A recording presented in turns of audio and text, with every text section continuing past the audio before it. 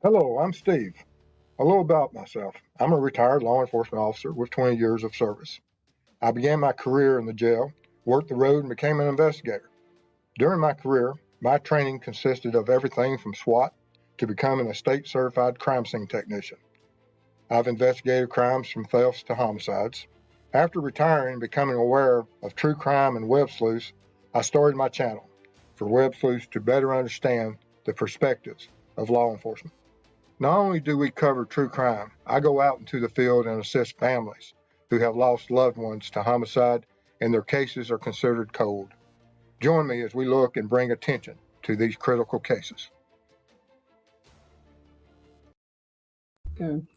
Hey guys, appreciate everybody being here tonight. We're currently running off a generator, so if you lose us or anything, it's because we're having power comes on and generator will go off, and if the power goes back off, we'll have some fun. But just wait on us; we'll get back in. But we're going to be having a short show tonight, probably anyway, because I'm going to South Carolina tomorrow. But with that being said, anyone that's new to our chat and to our channel, want to just tell you a little bit, respect the families, respect mods, and respect each other.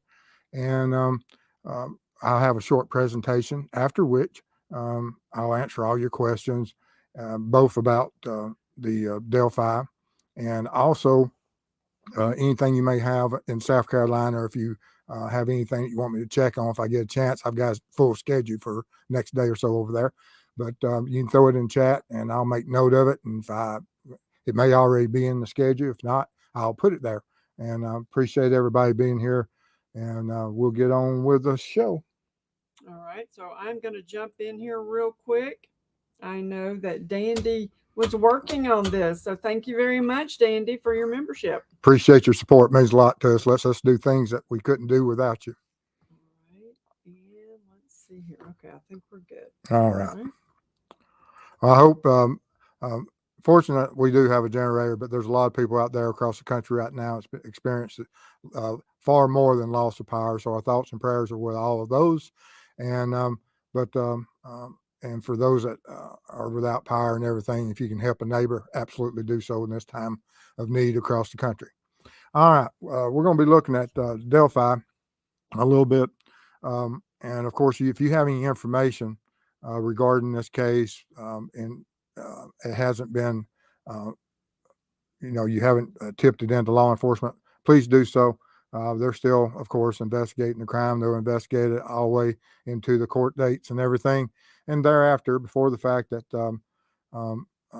that's the way that these cases go, and especially from the way Indiana State Police has said that there's tentacles and things out there. So you may have that one tip that can help this case progress and see justice for both Libby and Nabby.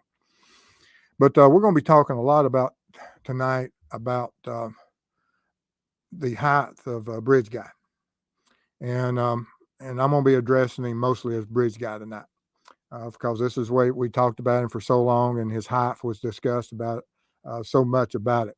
Of course, Richard Allen has said that he's on the bridge that day, dressed in the same clothing as a Bridge Guy, and pretty well has placed himself as the one and only individual that could be Bridge Guy, due to what the witnesses said and what he has painted himself in the corner with. And so that's my opinion, but that's where I believe that he has placed himself. And as the courts move forward, along with the supporting evidence of that single unspent round that was cycled through his firearm, is strong evidence, and I look forward to seeing it go into trial. But one of the things this morning, I received an email from an individual that I spoke to last year about Delphi, highly intelligent fellow, and we had a long conversation talking about Photoshop. And he's in the industry of all the technologies and things, and is an expert in Photoshop. And that's what got us talking last year. But I received an email this morning from him, and or what may have been last night. It was last night, actually. That's when I started working on it. And he sent me a couple pictures he sent me one picture of Libby, the one on the bridge that was uploaded. and not Libby, but the one that Libby took of Abby, of her walking solo across the bridge. And so from that image, he also had the full series of individual video stills. And he said, if you'll look at this and look closely at it and see if we, he didn't give me any clues of what he was doing, but he did lead me to the point that there was something there that he wanted to see if we could look at together and come to a common height. And so I looked at it, and I realized that there was a couple, 3 measurements that we have that we could look at. And of course, of commonalities of what Libby took that day. The individual photograph, which is of the bridge, and an individual, Abby, standing on the bridge. And then she did a video which law enforcement took stills from of an individual on the bridge, BG. And so I looked in that picture and I said, well, what do we have in each picture that is common? And of course, we have the rail tie with the shadows. And so I started doing some testing, and I had, because I've been on that bridge and I looked at it, and the ties on the side, these little side ties, they're pretty common all the way across. Very close, it's an old bridge, and of course all the ties are, maybe a little bit different, but all in all, they're a common size, and the percentage of difference between the few of these little side rails is, like I said, pretty common, pretty standard across the bridge. And so I looked at that and I said, okay, now how can I use that as a measuring of trying to figure out. And now we know of what Libby, when she took that picture of Abby, we have a understanding of the height of Abby. And we also have an understanding of the height of Richard Allen. And they're very similar. And so I looked at it from that standpoint that, okay, we have a known part of the bridge of these rail ties. And if you look at the rail tie, as Abby is walking towards you, of course, this picture is taken from her right-hand side, but if you look at the rail tie to the left-hand side, that's the one I focused on as far as when I incorporate it with Bridge Guy. But the rail tie shadow on the left-hand side, it's about half the width. If you look at that dark shadow, that if you took that dark shadow and brought it to the top of the tie, it's about half of that tie. And this plays an important part of this, some of these measurements that I did, and you'll see because I went and did some shadow testing. At some point years ago, I watched something about the moon landing and was it true or fake? And they were talking about these shadows and looking at shadows from different angles, different heights, and from different directions and what happens. And so I knew that if we're going to be looking at the other shadow from the other side of the bridge of one of the still images that Libby took of BG, that there's a possibility it would be a different type of shadow. And so I went out and I recreated that. And this is a one-to-one shadow. I just took a block out there, set it on the driveway edge. And I did this for the purpose. It really doesn't matter what shadow is cast right now. This is just a test to see what the optical illusion can happen when you're from one direction looking at it versus another. And this is me just standing a little bit further away, about 35, 40 feet away from it when I took this picture across the garage or multiple carports. And you can see where that shadow is. And then when you go to the other side and lower the angle, and this is taken probably around 50 or 60 feet away, and you can see that the shadow is 1/2 of what it was from this position. And that's just a strange optical illusion for whatever reason. I'm sure there's a name for it. But I incorporated that into my measurements because it's very important to do so.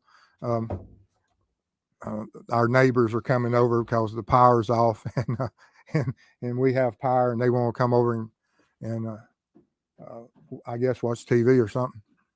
But anyway, so as I was doing this testing, like I said, I lowered the camera angle and photographed it. And like I said, you can see that the shadow is about half of what it was from the other direction.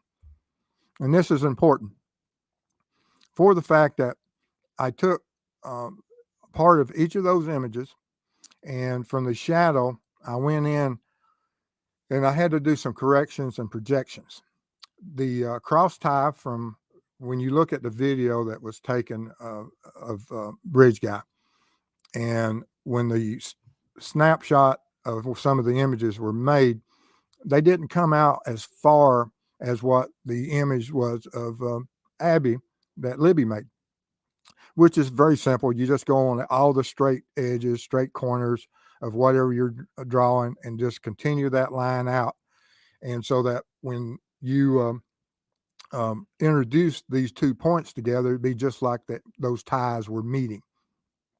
Now, will there be a little bit of variance, an inch or two? Probably so, possibly, but it wouldn't be something that's huge, 6-8 inches difference. It'd just be very minor changes.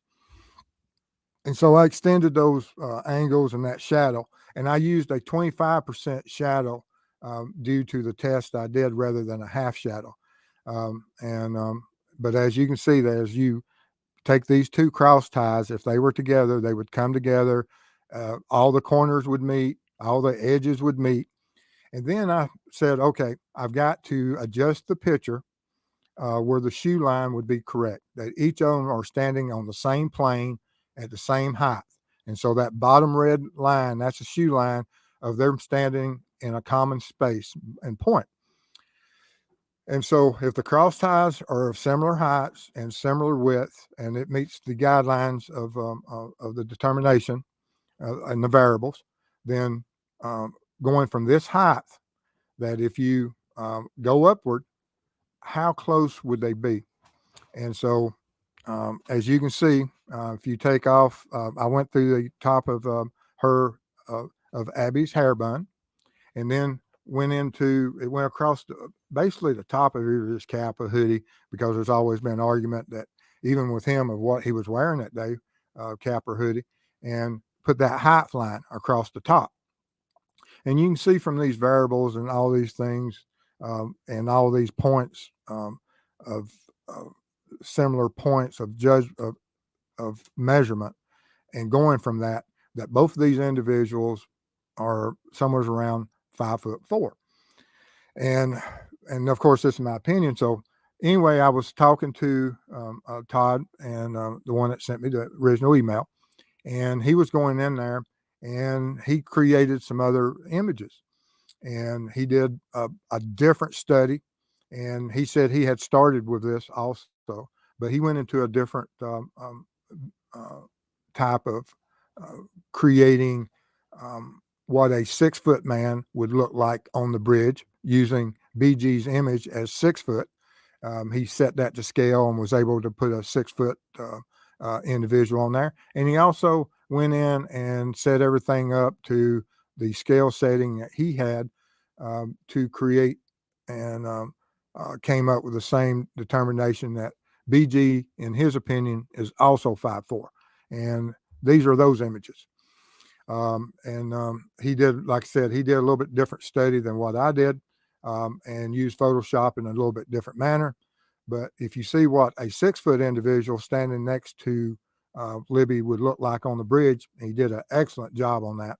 And like I said, he's in the industry of Photoshop, and so he was able to put a 6-foot individual beside Abby, and you can see the results. And then on the left, you see what a 5'4" individual looks like. And so we been sending emails back and forth all day today, and I want to thank Todd for giving me the first inspirations to go in there and put these measurement points, because like I said, looking at that cross ties, that's really the one main thing that we have in each of them, other than knowing that I believe Abby is somewhere around 5'4", and having that information and having her cross tie and her standing there is is absolutely key points. And all we had to do is move her feet onto the same level platform and create the cross ties that's in BG's image, project them forward so that they would match up with Abby's photograph. And therefore, we have two individuals that appear to be all the measurements support each other. And that's that on that. Tonight, like I said, we're going to probably have a little bit shorter show than normal. But, and of course, if anyone has any questions about Stephen Smith and Chad also, I'll answer them. If you have any suggestions, we'll take that.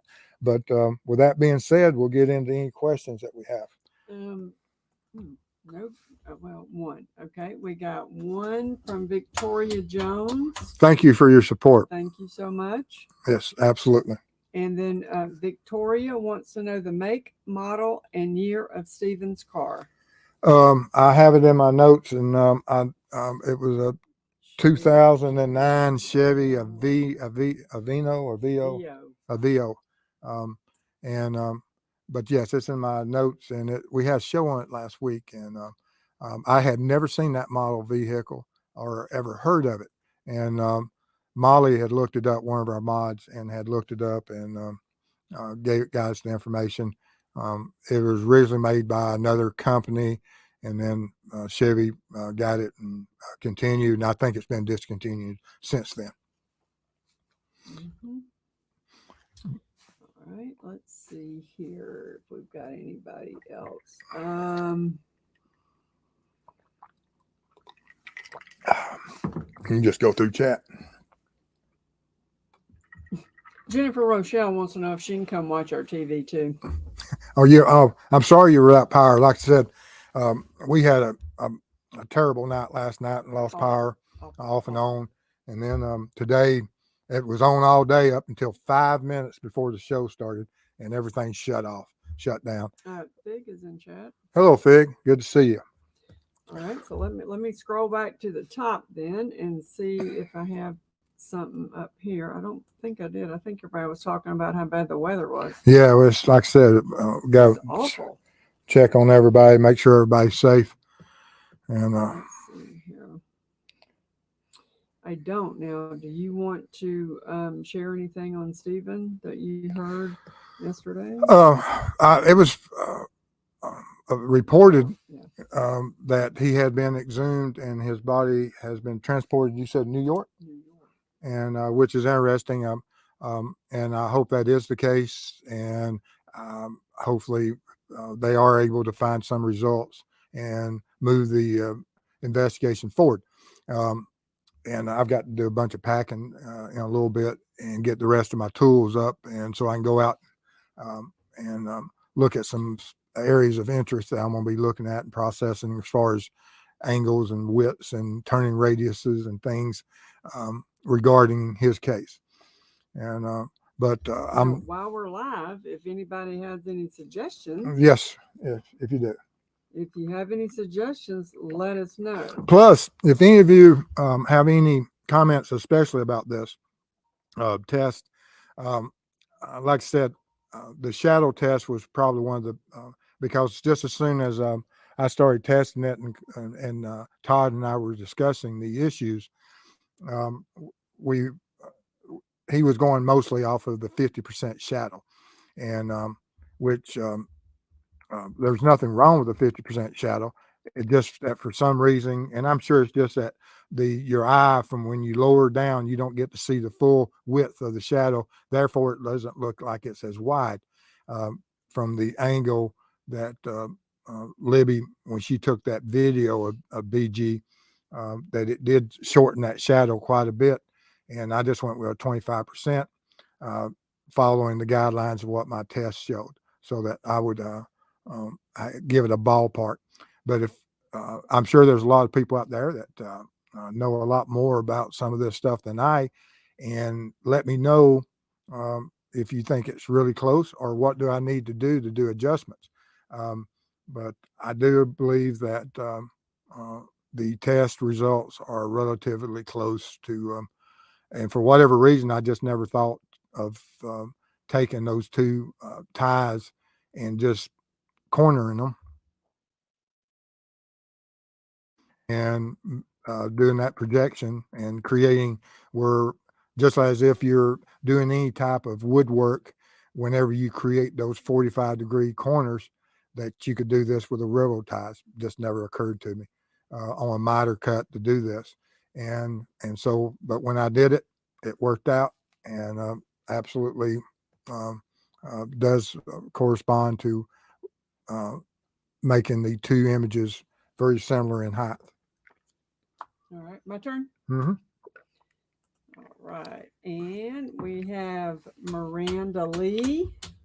Thank you. Be safe in your travels. Thank you for sharing all your knowledge. My best to you and Mrs. Steve. Thank you. Sweet. Yeah, I'm going to be over there. Like I said, I'm going to get up in about 4:30 in the morning, which is what, about, I don't know what time it is here, but about 8 hours from now, I'm going to get up and head out because it's several hours to get to Hampton and start working around there and work out to both the where the vehicle was abandoned and where Stephen was found. And then how long it takes me to do that, I'll be messing around there most of tomorrow. And hopefully they have a Waffle House over there. Okay, can I go next? Sure. All right, I don't want to miss this. All right, and Copper Horse gifted 50 members. Oh my goodness, Copper Horse, that's very sweet of you. Thank you. Thank you so much. That means a lot to us and our channel, and it helps most definitely on my not only on this trip that we're doing tomorrow, but on the trip that we've got planned for Texas. I've got to start calling that family out there, reference to the Amber Crumb case, and hopefully everything is still on schedule for being there in May. And Aaron, congratulations on member for 6 months. Thank you. Thank That's you. Awesome. We appreciate that. And for all you. And I got one more. Okay. Then I have Stephanie is a new member. Thank you. Thank you so much. And for all you that receive these memberships and things, normally what happens on our members is that we, on Sundays and Wednesdays, every Sunday, I have a members only show, which of course it won't be tomorrow for the fact I'll be in South Carolina, but working on the Stephen Smith case. But whenever I'm not out working a cold case on Sundays around 7:00, we have a members show that's open to all members. And those members, of course, it's just us discussing pretty much anything they want to discuss and some of the things and topics that we covered the week before. And then on Wednesday, rotate out between the having the commanders, which is the highest tier, and then also with the detectives and the commanders shifting off each other week. So each tier gets a little bit more than the previous tier, but we appreciate all our members, regardless of tiers, of their support, because like I said, it allows us to do a lot of things that we couldn't do before. And because gas, rooms, food. All right, let's see here. All right, so that is Pigeon Mac 822. Hello, Pigeon Mac. Okay, so then I've got Cynthia. Thank you so much. I appreciate it. Appreciate it. And like I said, I want to give a shout out to Todd. For whatever reason, when he said, "Look at this picture and see if you see what I see," and he inspired me to do this, and like I said, he went out and did it from a totally different angle, and he, at some point, I will go through the method he did. And it's far more complicated than what I did. But I was amazed when he put a 6-foot individual in there beside Abby, because there's so much to be said about a lot of people say it's Logan, but you can see how much of the bridge space is taken up by a 6 foot individual as far as shoulder width and size. And you don't see that when we see this. You don't see someone that's just taking up the amount of space that that 6 foot individual is when he's standing next to um, Abby in the middle of the bridge. And so that should be noted also, that there is a certain amount of. I wish that I had pictures of me on the bridge. Mm-mm. Poor, Nope. poor Mrs. Steve. Nope. Let's see here. All right, you ready? Uh-huh. Okay, hold on 1 second. Oh, I got a super sticker. Thank you, Karen. In there. Thank you so much, Miss Karen. Appreciate it. Appreciate it. All right, we got some questions. Sure. Robin, does this person think that Abby's picture is real? I have read a lot of things saying her picture is photoshopped because her shoes look strange. I actually brought that up to him today, and Todd said that's probably one of the most aggravating things that he hears all the time about that picture being photoshopped. He says that there's, in his professional expert opinion, like I said, he's been in the, I think he's been working in that type of industry of graphics and things for 30, 40 years. And he says absolutely not. That's probably one of the one things that makes him so upset about this case of people saying that it is Photoshop. And I'll go with his because I really have no idea of what, I can Photoshop pretty much anything and I do a pretty good job of it. But when you look at my work versus his work, he does a far better job than I do. And so I'm impressed with that.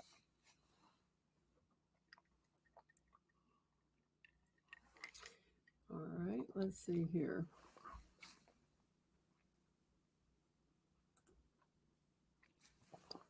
But we appreciate everybody being here tonight, and appreciate everybody helping us on our trip. It means a lot to us. All right. And Liz, isn't there a mugshot of RA showing him at 5'7", or was that photoshopped? I can tell you about law enforcement height boards. And sometimes those layers are part of the photographic imaging. Some of it is on the walls. And it's just like going into a 7-Eleven or any of those other type of stores that have the tape measurements on the door frames. They're generally within 3 or 4 inches. I've walked over to some of them, and I've been 6 foot at some of them. I've been 6'4" at some of them. And so some of those measurements and things can be off a little bit, and it just depends on how everything was set up, and did they measure correctly, and is it absolutely correct. Alrighty.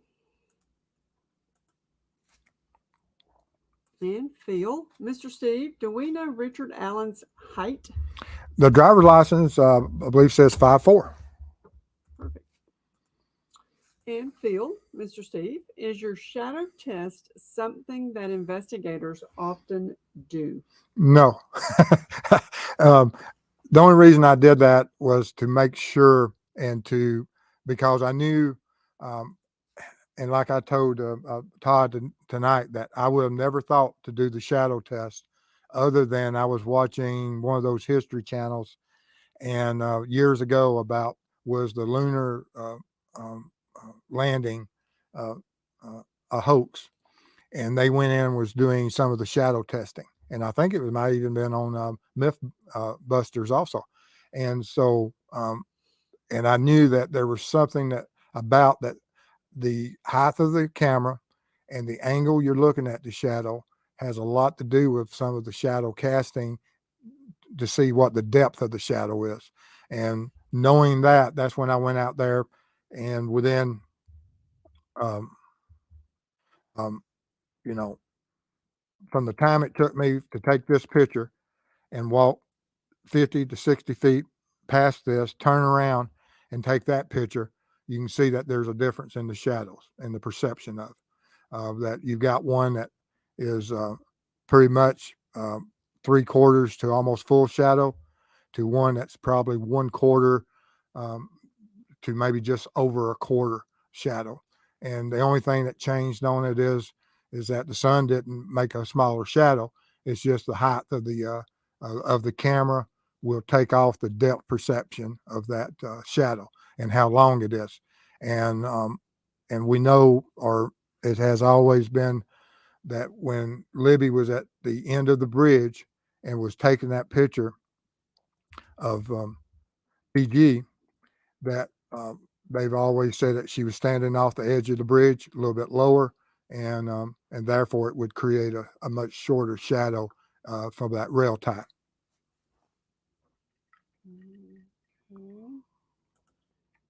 And SB74, does the sun position matter? And when you're doing the testing, no, for the fact that on this day, between the time that this picture was made and it was uploaded, and we have a shadow length within just a few minutes after this picture was made, these images was made from a still.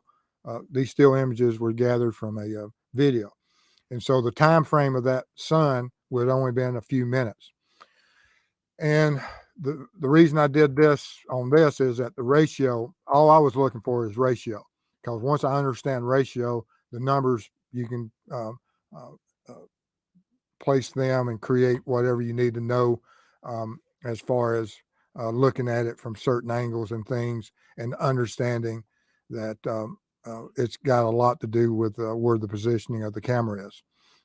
And so, as you can see here, we're basically looking at this battery here is about a 4.5-inch high battery, and it has about a 4.5-inch shadow. So it's almost a 1-to-1 shadow.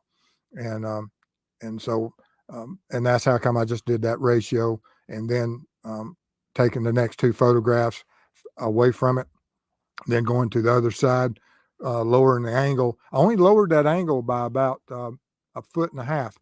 I went from taking a picture. This picture here was eye level. This picture here was taken from about just about the bottom of my ribs, about halfway between my belt line and my shoulder line is where this picture was taken. And just in moving that camera down a foot and a half, it cut that shadow line in half, which I found amazing, because I'd never done that before. I'd seen it on the that documentary, but I'd never performed that test myself. All right. And Steve, is it possible that at the end of the video Libby took, there are specific marks on RA's gun that they can compare? That's been mentioned many times, and I don't know. I have no idea if the video ran long enough where they could be able to see that type of firearm, and is it something that, there's not. If the firearm that he exhibited and took control and used as a control of Libby and Abby, if it's just of what they said, a standard modern Glock, there's nothing really, outstanding about that weapon that would make it stand out from another, unless there is something that's added onto that weapon platform, or there is something distinguishable about it. Was it a certain color? Was there certain markings on it that would be, specific to it? But most Glocks, I've handled hundreds of them, and I can't, all of them look the same to me. Okay. And Truffles, thank you so much. Thank you, Truffles. Sticker. I love that name, Truffles. I do too. That'd be a good dog name. That would be cute. Oh, already did that one. And Phil, Mr. Steve, Waffle House in Hampton is at 2922 Wade. All right. I know where he'll be. Well, actually, that's the address I'm going to put in the morning when I leave. There you go. Perfect. What was it? Hamilton? His name was Phil Hamilton. Hamilton is his name. But he said it was on Hampton. No, the Waffle House in Hampton is at 2922 Wade. Wade. Uh-oh. We got power flicks. So if we lose, if we lose you. Yeah, if we lose y'all, hate it, guys. It's we got power issues. Power surges going on. All right. And Brenda, do you think that R.A. wife confronted him about looking like BG and he laughed it off, saying he told the cop he was there? That's why she is standing by him. That's possible for the fact that he went to law enforcement. You know, it's documented. The attorneys have it, and so is that something that he absolutely could have argued with? Absolutely, and that law enforcement isn't looking at him because he's already been interviewed and, hey, I was there. And it's possible that she did confront him. And it's possible, I think there was something about some social media stuff that went on at that time. Okay. And M. Cunningham, someone asked to check out the farm by where Steve's car was found. Yes. Yeah, I'm going to be in that area. I'm going to go see, I'm going to go test the radius of the turn and see if it would meet the parameters of just a simple U-turn. There's an intersection there also, and I really want to see the slope of that road and see if it's somewhere you could push a car off, because the pictures don't depict what the slope and what the fall of the land is. You know, they all look flat. When you take a picture of a long road, it looks flat. But sometimes when you step on and you're standing there, it may have a fall of 6 inches every foot, and you just can't see it. It's just like all pictures. Sometimes they can trick the eye. But yeah, I will be looking around that area. Okay, let's see here.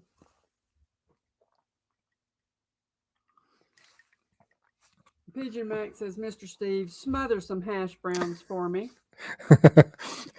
I plan on it and have a few cups of coffee. All right. And Sylvia Brown, I'm behind, but I saw an article saying Stephen was exhumed. Did anyone else see that? It was sent to me. Well, it wasn't sent to me. Someone sent me a picture of the grave site of where the headstone had been moved, and said it. And I don't know what article Mrs. Steve saw saying that. I don't remember either. That possibly to New York, which is interesting, extremely interesting. And I hope they find a lot of good information and something that will move this case forward. All right. And Dean, thank you so much. Appreciate all your work. Good luck this week. Thank you. Thank you. So we appreciate that. All right. And that was Dean. Okay. Take that off. And I hope you don't mind this question. Oh, I don't. All right. And Holly, Southern Style, I would like Todd to answer why the shadows are on the opposite side of the bridge. Abby, these photos were 100% planted as they're not on the same day, according to the background clouds. If you have those images, just send me whatever images you have, and I'll send them to him, and I'll get his opinion on that also. But yeah, just send me the links of wherever those images that you have that are stating this, and I most certainly will give them to him and see what his opinion of that is. And Phil, Mr. Steve, do you and Todd intend to submit your test results to Delphi authorities? I hadn't even thought of that. And one reason is that, you know, there's a lot of people out there in law enforcement that are far brighter than I. But no, I hadn't even thought that. And I'm sure that they have people that are far more qualified than I, and will because they can go out there and get the actual measurements of not only where Abby is and go to the site of where Bridge Guy was, and what they can do is far superior of what, we're working with just generated photographs. I don't have access to the actual site, and I'm sure they will be working on that, and their would from their experts would be far greater than what we have. But if they ask us, absolutely, I'll send them anything I got. Okay. And Miranda at True Crime Web, what do you think about the person or persons of interest in the Stephen Smith case? Well, they've been noted for since 2015, December 18th, 2015, I think is when that tip was first submitted, or when it was noted in the investigator's notes. And they started working on it then. And for some reason, either during the investigations, it turned for some reason away from them, or they didn't follow up. And will SLED reopen that avenue and look into it? I'm sure they will. And when people read these things, how much is hype and how much is truth? I really can't tell you. But as long as everyone's looking at all the information and the data and working these leads, either you can build a case against someone or you can possibly show that they're not involved, which is just as important. That if certain individuals that are, a part of that case, if you can prove that they had nothing to do with it, that is huge. That's one less person you have to focus on. And but we'll see where they go with it, and hopefully they will have some good luck in the coming days. And I got to say this, Glam is in the house, and that is John and Mrs. John. Okay. So glad y'all are there. And this is from M. Cunningham. What do you think caused the blue paint chips on Stephen? Well, and that's of something I'm really interested in. I wish I knew more about his home environment and his clothing in his closet. And do they still have that clothing in his closet, and see if there are other blue chips, because these paint chips could be something that he's involved, that he was regularly a part of an environment that they were a part of. And if not, then we have to look at his car. And if those blue paint chips are on his car seat and are there now or at any point and they collected some, then of course we can say that it's, he possibly went somewhere that night and got them. Then if we remove that there's no paint chips anywhere in his car and they're only on his clothing, then that's a huge indicator that more than likely he came across something that contaminated him with blue paint chips after he was out of his vehicle. And that would be almost totally a fender environment. And where would that offender come up with blue paint chips? You can be from, any type of shop that he may have, mailboxes, beading, painting. There's a lot of different ways of obtaining paint chips. And will they ever identify? I don't know. I hope they do. But it could be cross-contamination from either some type of weapon or a floor at a separate crime scene, concrete floor, a wall, a door, a vehicle, bed of a truck, ball bats, pipes. Is almost unlimited at any type of instrument that could have been a source for those blue paint chips. So I couldn't limit it to just one thing. All right, you're done. All right, guys. Well, I'm gonna. I appreciate everybody being here, and I appreciate all the support tonight, guys. It's absolutely humbling. And I'm glad that we have so many people looking for justice and supporting this case and bringing interest to this case. and couldn't do it without you. And I'm going to go over there and see what I can find regarding this case. And if anything pops out, I absolutely will let y'all know. And our next show will probably be Tuesday, because I won't be, like I said, I'm going to be on the road for the next day or two going over there. And if I do get a chance, I may yell at Chris and he may pop up and give you a briefing of where I'm at and what I'm doing. But anyway, we want to thank everybody for your support, because it means so much to us, and y'all stay safe out there, and we'll see y'all soon. Love y'all.